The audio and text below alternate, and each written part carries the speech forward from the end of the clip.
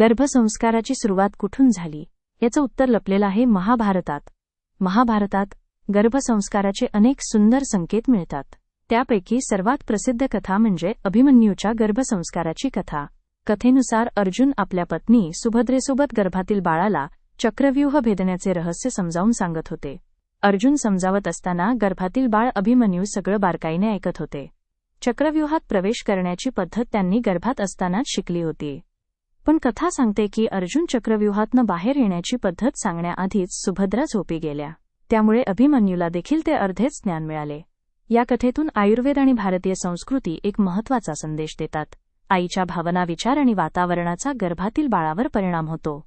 आई जे ऐकते, शिकते, अनुभवते ते बाळापर्यंत पोहोचते.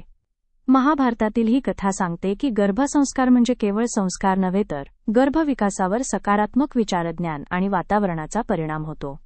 अशीच गर्भसंस्कारची उत्तम माहिती नियमित मिळण्यासाठी आमचे पेज फॉलो करा.